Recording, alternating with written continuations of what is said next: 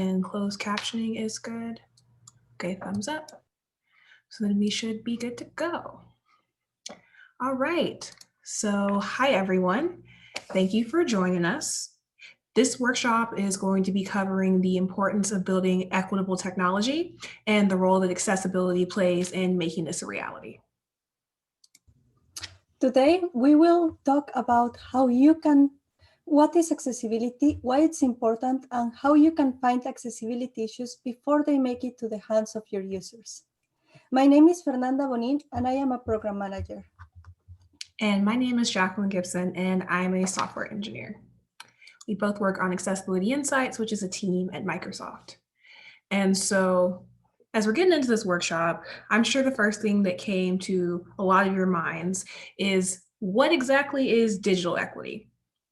And so simply put, it's the practice of ensuring that all people can leverage technology to fully participate in the world. And so it's more than equal access. So for example, just giving everyone the same tools, but instead it actually involves working to have options that cover any gaps in ability, knowledge, and privilege that any person could have. And so it's a pretty lofty goal, and there are many factors that play a part in making this a reality. But that said, one of the biggest aspects of digital equity is the accessibility of the technology that we're putting out into the world. And so as future software engineers, program managers, product designers, and technical leaders, it's really important that you understand what accessibility is, why it's important in your projects. And you might be asking yourself, well, what is accessibility? Let's think about your last project, a website or an application you built. Did you consider how this project can be used by everyone? Accessibility means ensuring everyone can use what you create. If you add a video, does it have closed captions for people that are in a noisy room or that are deaf or hard of hearing? If you add an image, does it have alternative text for users of assistive technologies like screen readers? Do the color in your text has enough contrast? All of these things are important when you think about accessibility. And I love this quote from Satya Nadella on 14 magazine.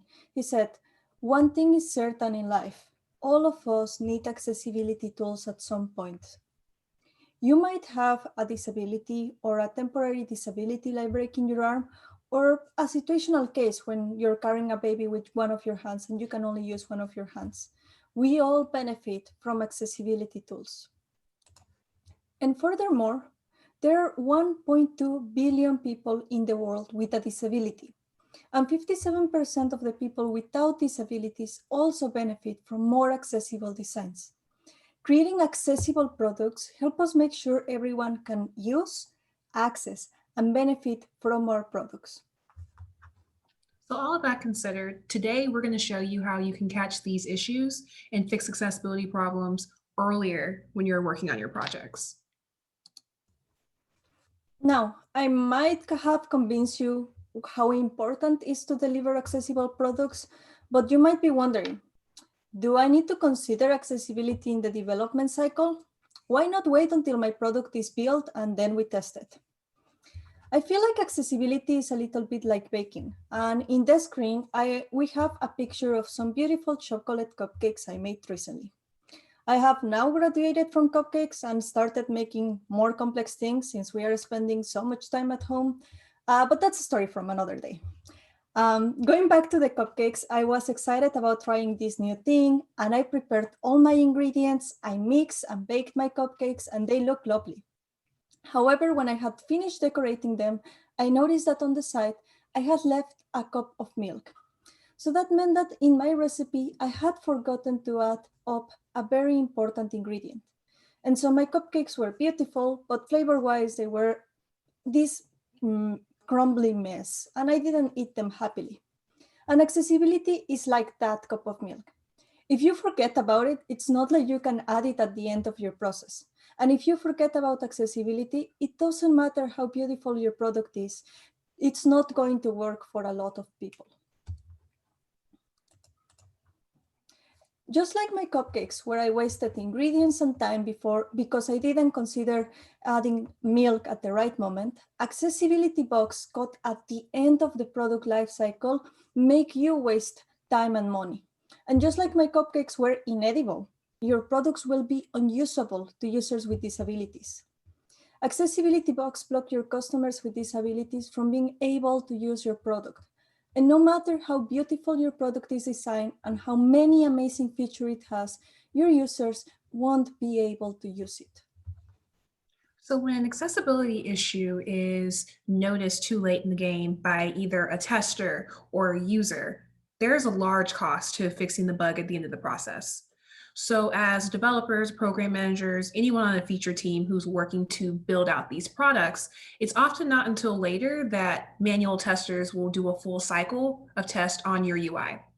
And so the testing process can take a week or two, depending on what your org is like, what your company does, et cetera.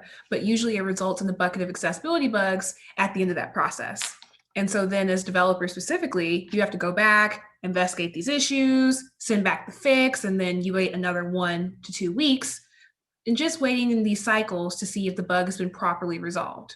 And so it's often the case that the code that you were writing at that time, that was 4 months ago, not 4 months ago, say 4 weeks ago, and it's been a month. And now here you are trying to switch gears in your head to understand what was the context in which I was writing that. And so switching context between past features, current features, trying to understand all these different things, it requires a lot of effort and time. And all of that could be avoided if you just considered accessibility from the start. And that is exactly the goal. The goal is to shift the process left and have developers use accessibility tools like accessibility insights while they are building the product. Find these issues early and fix them while they are still in conception. So by the time your code gets to the tester or customers, they find very few bugs or no bugs, and you shorten your time to market. So shifting left involves an adjustment in your perspective. And you should adjust it from the beginning and consider how will your products affect people of different backgrounds and abilities. This not only saves you time down the road, but it results in more equitable design from the start.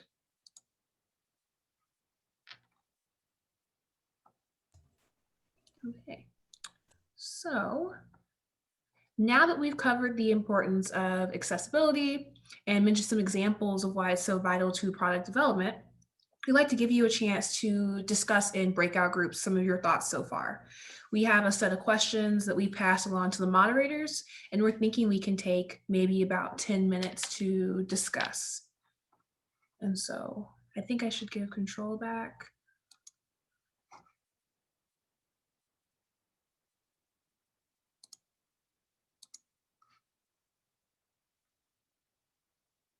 So is anyone from the Technica team able to help us with the actual breaking out of participants? Yes. How many breakout rooms did you want?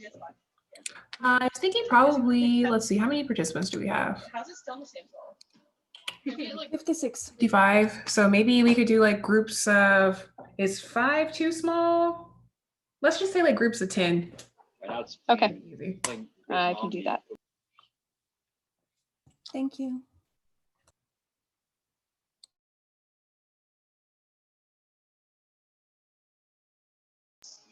Okay, I'm going to open the breakout rooms. Thank you.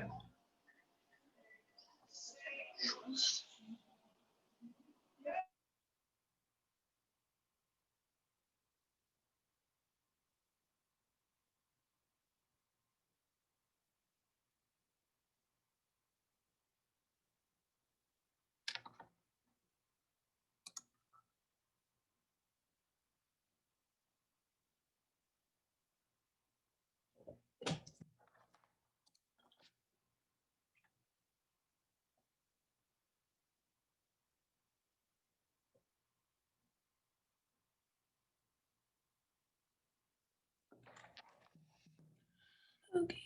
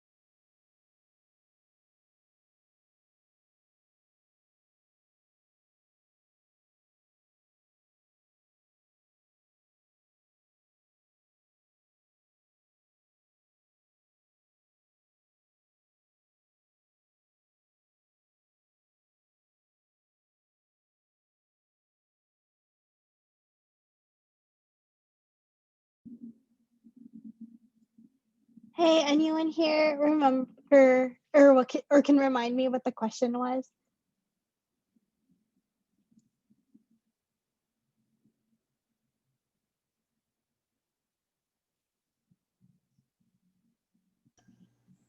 I'm just gonna hop on into the room with the speakers, and I'll ask. Thank you.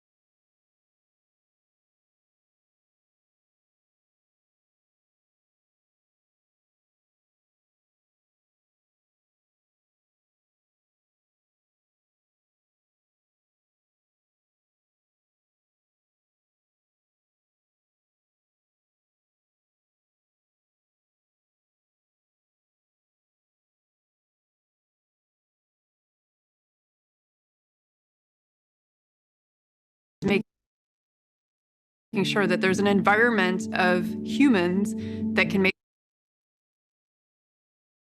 What we're doing at Microsoft is making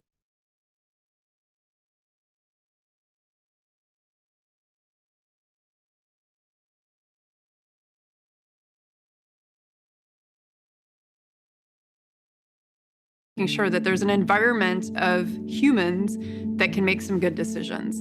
And so that means that we're investing in educating our employees, we're investing in hiring more employees with disabilities, and that we're helping just provide the tools to help people make better decisions. I gradually lost my sight over a period of many years. I had to change a flight yesterday, and I was looking around on the website, and as often happens, strangely, the most important piece of information that I needed was not visible. It happens literally every day, all the time. When I talk to developers, they are always committed to the quality of their software. And when they understand that accessibility is a key aspect of quality, they will immediately devote themselves to it. So what I want to do is take those developers that have this passion and give them the tools they need to do the job right. That's Accessibility Insights. It's a tool that they can integrate into their enlistments, their build system, or their regular workflow and keep it top of mind every day. And not just at a code level, but to understand the impact that the issues have to our customers. One of the most common issues is when an item on a web page cannot be used with a screen reader. This can happen when an image doesn't have an alt text specified. Our software can actually point that right out. We'll draw a box around it and we'll flag it and we'll say, you got to fix this. It's a quick tool that takes a couple minutes to run, and our developers, regardless of their accessibility knowledge, can easily then debug the issue and fix it in the product before it gets to customers. We are finally able to share this with the community by releasing it to developers all across the world, and also to share it as an open source project. We are going to allow developers to make contributions to make Accessibility Insights even better. My hope for Accessibility Insights is that it becomes a reason that any developer has really no reason not to make their software accessible. It's important because not only does it build on open source, but being open source, it allows us to contribute to the greater good. And so we know the industry as a whole is on a journey to becoming more accessible, to understanding what it really means to be inclusive. And by contributing to that community and offering our own support, we're hoping to kind of create that give and take where we can learn more, but we can also share what we learn.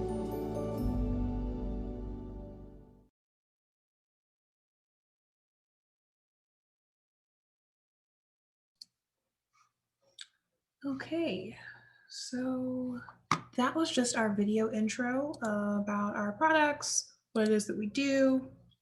And now we'd like to take a chance to talk to you in more depth about what different tools we offer. Accessibility Insights is a suite of free open source tools that help you find and fix accessibility issues before they reach your customers. We have Accessibility Insights for Web, which is a Chrome and the New Edge web extension that helps you test web applications and websites. Accessibility Insights for Windows to test accessibility in Windows applications. Axe Windows, which is our automated accessibility test engine for Windows applications. And Accessibility Insights for CI/CD, which is automated checks powered by Axe Core integrated into the build pipeline. Also, we heard a lot from our users' feedback, and we also have two new tools that are in development right now. Accessibility Insights for Android, powered by Axe Android. It runs automated accessibility checks in Android applications, and a GitHub action that integrates the Axe Core automated checks into the GitHub pipeline. And all of this is open source. You can look at our code and you can contribute. We asked developers when we were creating these tools, how much time they had after they created a pull request and before they completed the pull request, while they waited for tests and comments from peers, and they told us 5 minutes. And that's why we created FastPass. And so FastPass is a lightweight two-step process that allows developers and really anyone who's running the tool, right, to identify common accessibility issues in less than 5 minutes. And so it includes more than 40 automated checks, so 40 different types of accessibility violations that it checks for. It also even comes with an assisted test for keyboard navigation. So for that allows anyone who's testing the website to be able to see what would the experience be like for someone who's navigating this site solely using keyboard. Are there any things they would not be able to navigate to either via tab or arrow key? And it helps you be able to see, okay, for example, they can't get to the search bar. That's a problem. We need to fix it.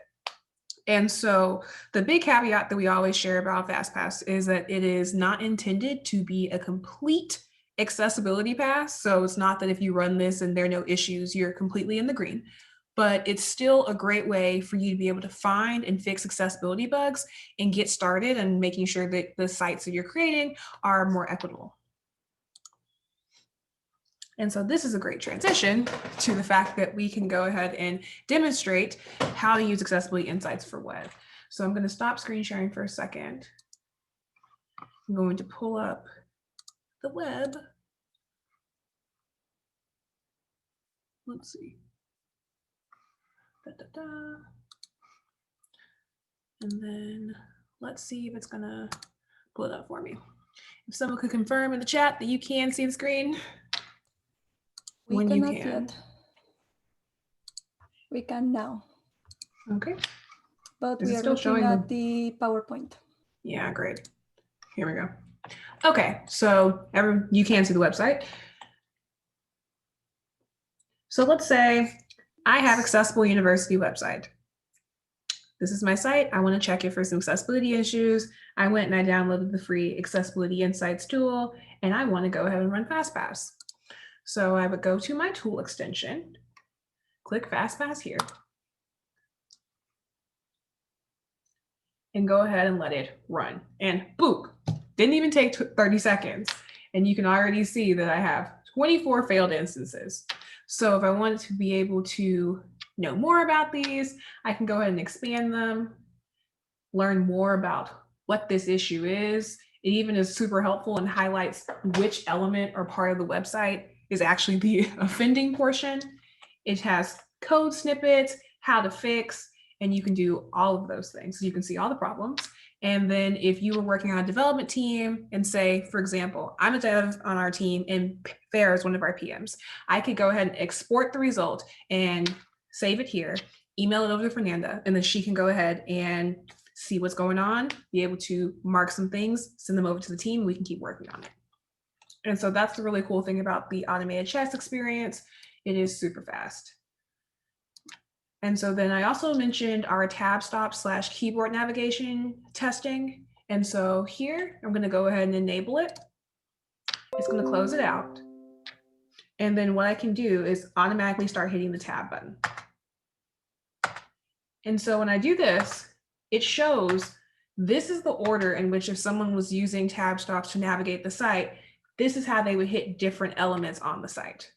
So you see it would go to the images, it automatically come here to can you spot the barriers? So that's a problem because it skipped 2 sections here. It skipped the welcome section, bienvenido, so the welcome section in Spanish. So this is already a problem. And if I keep tabbing through, you see it lets me click things. All of a sudden it jumps all the way up to the field. So it wants me to fill out this apply now form. And so if you continue, you'll be able to see all the different ways that it'll jump around the site. And you can take stock of, is this the way that you want users to flow through the site or not? And so that's one way you can do that. And so that's our FastPass experience. So with the automated checks and tab stops, but I also mentioned that we have additional assessments. So if you see here, we have over 20 different assessments that you can test for, and these are more in depth than just the automated checks. We actually have over, I think we have 24 now. And so each of these are more in-depth ways for you to test different types of issues. So focus, keyboard, what are your headings like, what's going on with your links, even what's going on with your images. So if you click an assessment, so we're going to start with images. You go to getting started, it explains to you what is this assessment for? Why is it important? And then you can step into all of the different subtests for that assessment. So let's say I want to look into image function. Here it explains to me how I can test this. There's even a handy dandy visual helper, which will draw a square around the different images that are being tested for this assessment. And then the instructions here will guide you through how to test the accessibility of these options and how to determine if, say, this image here is passing, but this image here is failing. And so this is just a quick way to show you guys how Accessibility Insights for Web works. And I think if we have other questions, we're also going to have some time after this for each of you to be able to play around with the tools and scan your own sites. But if you have questions about either different assessments or more about this experience, we can do that in a little bit. But I'm going to stop screen sharing and pass over to Fernanda so she can go ahead and demo our next product, which is Accessibility Insights for Android. Awesome, thank you. Let me share my screen and please let me know if you can all see it.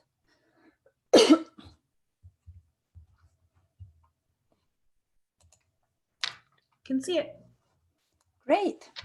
So in my screen, I have the beautiful Ada cat, which is our mascot, the Accessibility Developer Ambassador.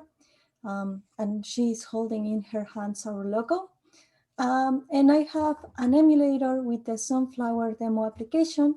It's an application for Android where I introduce some extra accessibility issues for demonstration purposes. And I'm going to open Accessibility Insights for Android. So let's give it a couple of seconds. So while I was opening Accessibility Insights for Android, it quickly ran a bunch of checks. It let me know that it's connected and ready to go. And it lists my device and the app I'm going to test. With that, I can select Start Testing. And just like Accessibility Insights for Web, it ran the automated checks within seconds, and it's giving me information about common accessibility issues in my application. So in here, I see I have 3 different rules that fail, and it even took a screenshot of my application and draw red boxes around those elements. So let's see, let's imagine I want to learn more about image view name. It tells me that my meaningful images must have an alternative text. And so in my application, I have a beautiful image of a garden, but it doesn't have an alternative text. And so if I want to understand, well, why it's important, do I really need to do this? I can always select the more information about image view name that will give me examples of do's and don'ts. It will explain to me why it's important, and it will explain to me that people who are using assistive technologies like screen readers need to have an alternative text so they can consume the information, or something that tells them this image is not important so it won't get read. I also have a link to the guidance, the web content accessibility guidance link, and it will explain to me why this success criterion is important and all the details about why we need to care about this. And then it even gives me the class name and the how to fix. And this is very important because if you think about it, it's not enough for something to tell you, well, there is a problem. We want to help you fix it. So we are giving you the right information to fix it. If you cannot fix it at that moment, you can also file an issue or copy the failure details. And what I love about this is I just selected copy failure details and I'm going to open WordPad.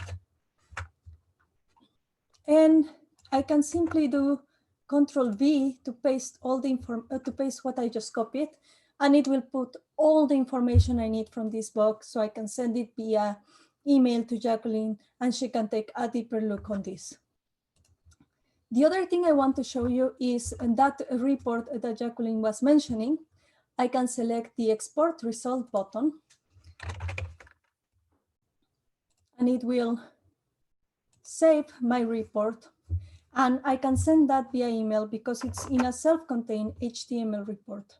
So it's very easy for me to share it with anyone. And it has all the details of the automated checks, when I scan, what app I scan, and all this relevant information is right there for everyone to see. Now, the last thing I want to share with you is how easy it is to scan multiple pages. So let's imagine I finish scanning my home view and I want to scan another view where I have my plants. I can simply go to that view, select Start Over, and the automated checks run again and give me a list of issues within seconds. This is how easy you can find common accessibility issues in your Android applications. With that, I'm going to pass it over to Jacqueline, and she's going to show us accessibility insights for Windows.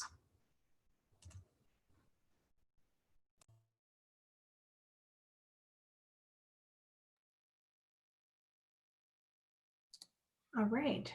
And so this is our Accessibility Insights for Windows tool. It has a lot of the same functionality in terms of testing that we were able to show you for our web tool and also our Android tool. And so to show you something that's really cool and unique about this, I wanted to highlight our color contrast analyzer.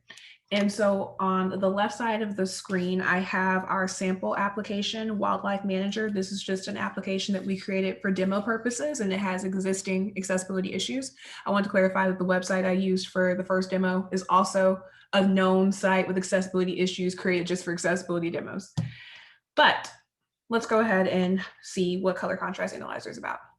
So we have two options. We have auto detect contrast ratio, which allows you to just select an element and test the color contrast. We also have the ability for you to use basically a manual contrast tester where you can either put in the hex for a certain color or go ahead and pick it and select it on the side. So to get started, let's just do auto detect.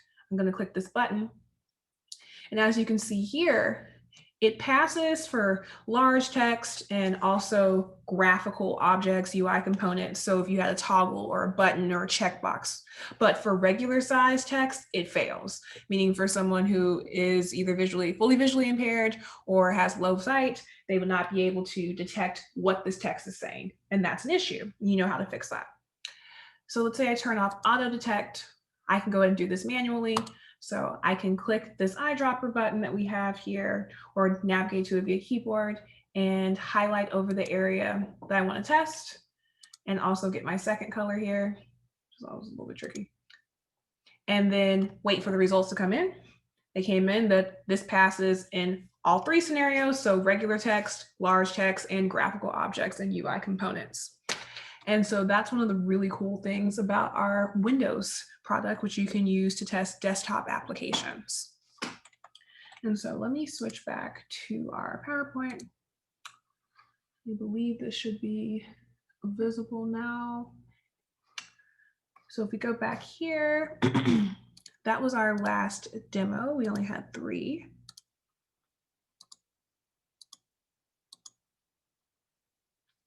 And so originally we planned on doing a second breakout session for anyone who would be interested in trying out the tools and testing the accessibility of their projects. And so you can test your current Technica project if that's something that you're able to do, or even test a school project.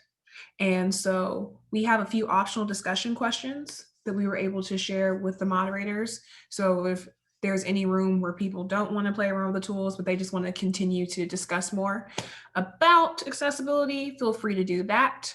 And then we can come back here in, let's say, 10 minutes and discuss what are some things you learned, what are some things you noticed by using the tools.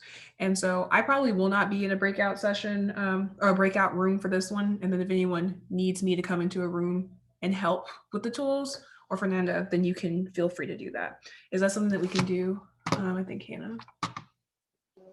Yeah, I can keep you in the main room, but split people up into I guess 2 breakout rooms maybe. Yeah, I think 2. Okay, and then we want Fernanda in one of them, right? Yeah, we just had Do you want to go to a breakout room or do you want to stay here, Fernanda? I can go to one breakout room and you can go to the other one, and that way if there are questions we can help. The other thing that I sounds want to good. do is, in case you don't have an app you can test right now, but you really want to try Accessibility Insights, I'm pasting in the chat the demo website that we use to test for Accessibility Insights for web.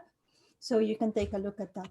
And of course, if you want to install Accessibility Insights and try it out, you can go to accessibilityinsights.io.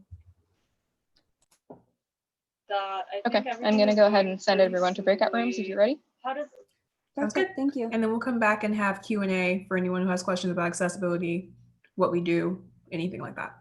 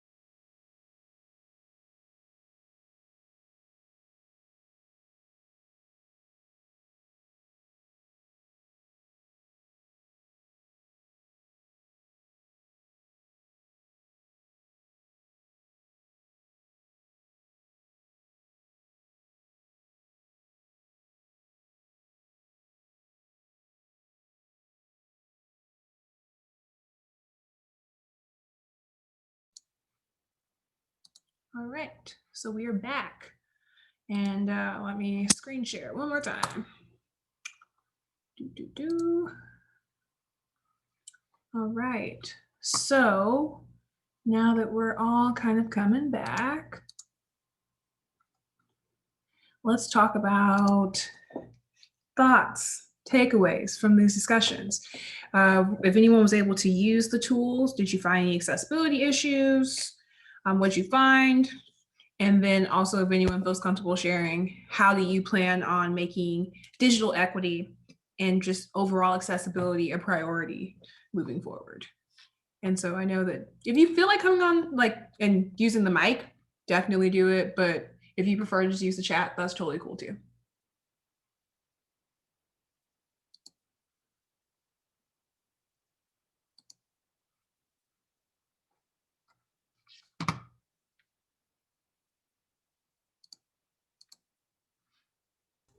So we have from Helen to everyone, I'm definitely going to use the Android checker on my project for school. That is awesome to hear.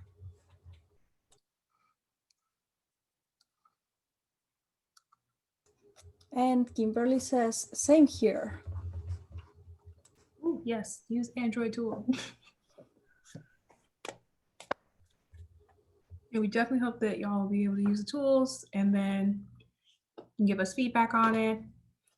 And I think that this is a really great transition to our next slide, which is what can you do moving forward now that we've gone through this whole workshop and we've talked about accessibility, digital equity, how to use the tools.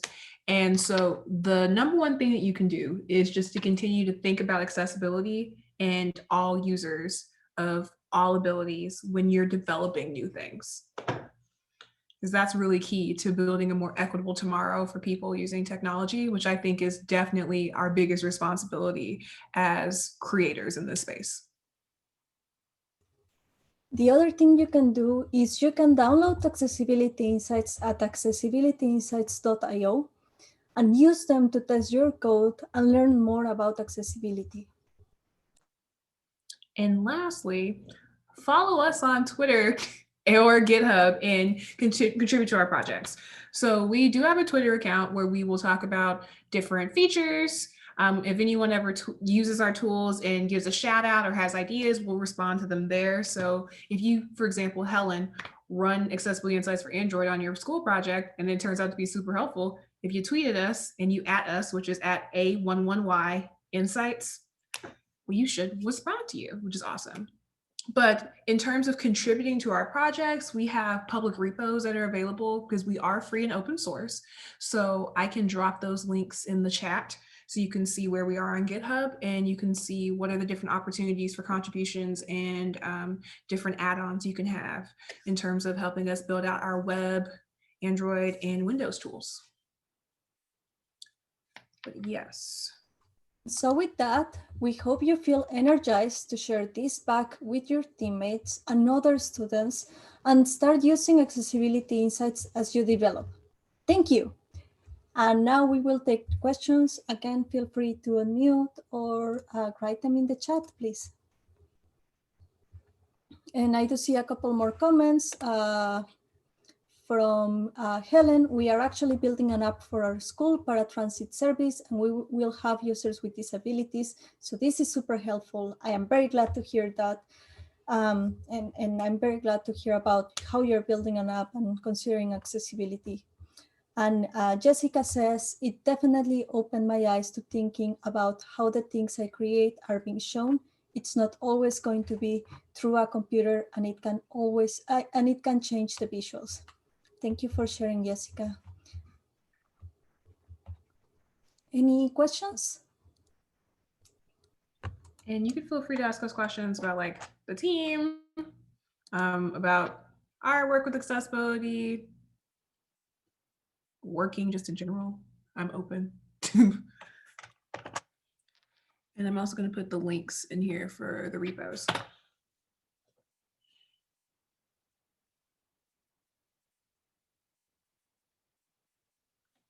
And as I mentioned in my breakout room, if you don't have questions now, but you have questions later, definitely feel free to connect with me on LinkedIn. and you can ask me questions there. Just mention, oh, I came across you at Technica. And then I'll be like, okay, I'll definitely accept. And then we can discuss via messages there. So.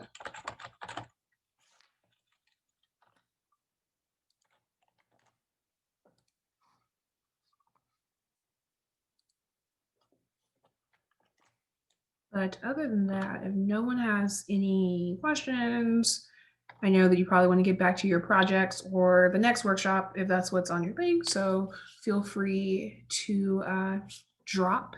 But thank you again to everyone who participated and came to learn about accessibility and why it's super important. Also, thank you to Hannah and the rest of the team for helping us be able to use this platform and to be able to share about something that we're super passionate about. Thank you. Thank you for being here.